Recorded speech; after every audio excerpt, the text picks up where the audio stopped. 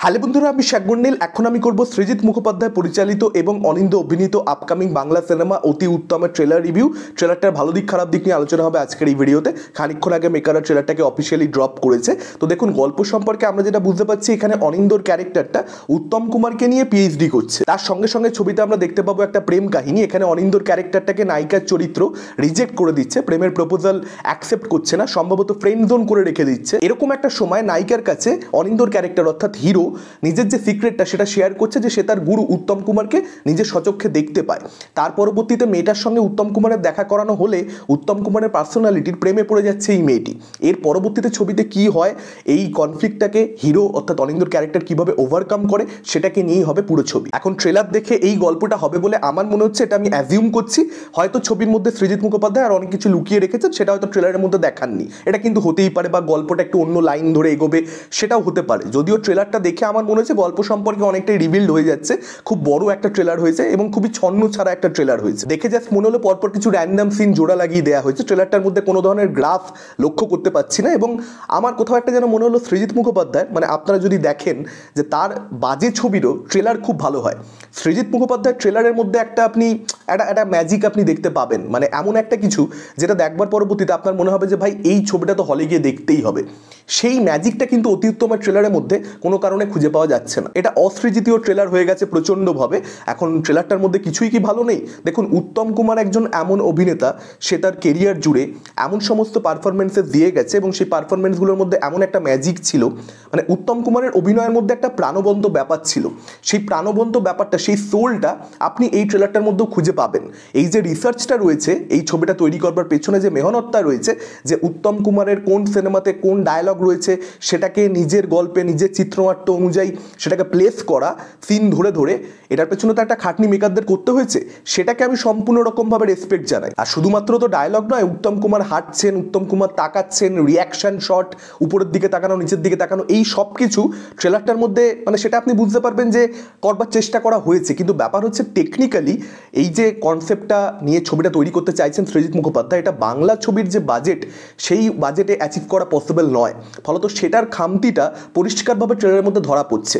Technically sounded নয়, খুব অ্যামাচিওর লেভেলের কাজ মনে হচ্ছে। যে কারণে উত্তম কুমারের প্রেজেন্সটা এই ট্রেলারটার যেমন সবচেয়ে পজিটিভ দিক, অ্যাট দ্য সেম টাইম সেটাই কোথাও একটা এই ট্রেলারটার সবচেয়ে নেগেটিভ দিক। এবং ট্রেলারটার মধ্যে কমেডি সিন যেগুলো রাখা হয়েছে সেগুলো আমার জন্য ওয়ার্ক করেনি। যদিও কমেডি একটা আপেক্ষিক জিনিস, আপনাদের অনেকের জন্য সেটা ওয়ার্ক করতেও পারে, আমার কোথাও একটা হাসি পাইনি। তবে হ্যাঁ, ট্রেলারটার মধ্যে ব্যাকগ্রাউন্ড মিউজিকের কাজ খুব ভালো, এবং এখনও তো তোমাকে বন্ধু ভাবি, এই যে গানটা, সেই গানটা মনে হলো ভালো হবে। সৃজিত মুখোপাধ্যায় সিনেমার গান এমনিতেই সবসময় ভালো হয়, আশা করা যাচ্ছে এই সিনেমার ক্ষেত্রেও সেটা হবে।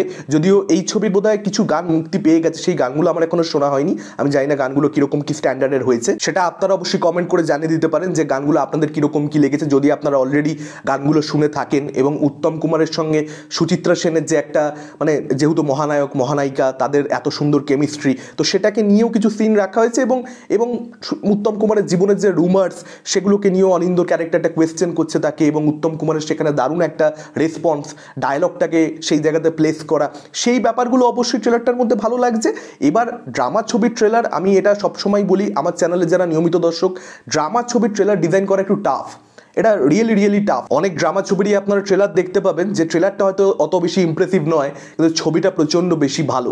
সেটা এই ছবিটার সঙ্গে হতে পারে। তবে হ্যাঁ, টেকনিক্যাল প্রবলেমসগুলো থেকে যাবে, সেটা আমরা ট্রেলার দেখে পরিষ্কার বুঝতে পেরে যাচ্ছি। তবে টেকনিক্যাল প্রবলেমসকে আমি কোনোদিনই রিভিউয়ার হিসেবে সেভাবে গুরুত্ব দিইনি, যদি ছবিটার মধ্যে সোল থাকে। এখানে অনিন্দ এবং নায়িকার চরিত্র অর্থাৎ নায়ক নায়িকার মধ্যে কেমিস্ট্রি যদি ওয়ার্ক করে, নায়কের এই যে নায়িকাকে পাওয়ার ইচ্ছে, নায়িকাকে সে যে ভালোবেসে ফেলেছে, সেই ভালোবাসাটার জন্য আমরা যদি রুট করতে পারি, আমাদেরকে যদি ফিল করাতে পারেন ডিরেক্টর সৃজিত মুখোপাধ্যায়, সেক্ষেত্রে ডেফিনেটলি সিনেমাটা ওয়ার্ক করতে পারে। কিংবা এই যে হিরোশিপ, উত্তম কুমারকে এত বেশি ভালোবাসে অনিন্দর ক্যারেক্টার, সেটা যদি ফিল করানো যায়, যে কনফ্লিক্টটা, সেটা যদি সিনেমাটা দেখাকালীন আমাদের রিয়েল মনে হয়, তখন হয়তো টেকনিক্যাল প্রবলেমসটাকে, মানে ইমোশন দিয়ে কোথাও একটা ওভারকাম করা পসিবল। ক্রিটিসিজম তার পরবর্তীতেও হবে, অবশ্যই হওয়া উচিত। কিন্তু আমি বলছি, ছবিটা একদম শুধুমাত্র এই টেকনিক্যাল অ্যাসপেক্টসের জন্য মানে খাজা নাও হয়ে যেতে পারে, যদি সোলটা ছবির মধ্যে থাকে। এবার সেটা থাকবে কি থাকবে না, সেটা তো আমরা ছবিটা দেখলেই বুঝতে পারবো। পারবো। দেখা যাক সৃজিত মুখোপাধ্যায় কীরকম কী ছবি এটা বানিয়েছেন।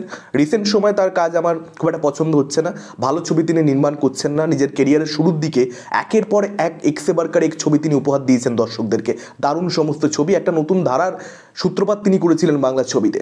আশা করব আবার সেই ধরনের একটা ছবি আসবে। এখন দেখা যাক ছবিটার স্ট্যান্ডার্ড কীরকম হয় এবং ছবিটার বক্স অফিস কেমন হয়। উত্তম কুমারের নস্টালজিয়া বাঙালির মধ্যে কাজ করে কি? যদি করে সেক্ষেত্রে বক্স অফিসে এই ছবিটা সফলতা পেতে পারে এবং ইয়ং অডিয়েন্সকে টার্গেট করে প্রাইমারিলি এই ছবিটা নির্মাণ করা, সেটা আমরা ট্রেলারটা দেখে পরিষ্কার বুঝতে পেরে যাচ্ছি। সৃজিত মুখোপাধ্যায় নিজের ছবি ইয়ং অডিয়েন্সকে টার্গেট করে প্রাইমারি তৈরি করেন। এবার সেই ইয়ং অডিয়েন্সটা হলে যায় কি, ছবিটাকে সফলতা দেয় কি, তাদের কি ছবিটা ভালো লাগে?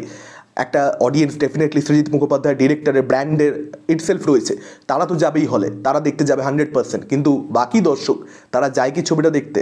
Let's see. আপনাদের কি মতামত আপনারা ডেফিনেটলি কমেন্ট করে জানাতে পারেন। ট্রেলারটা কীরকম কী লেগেছে?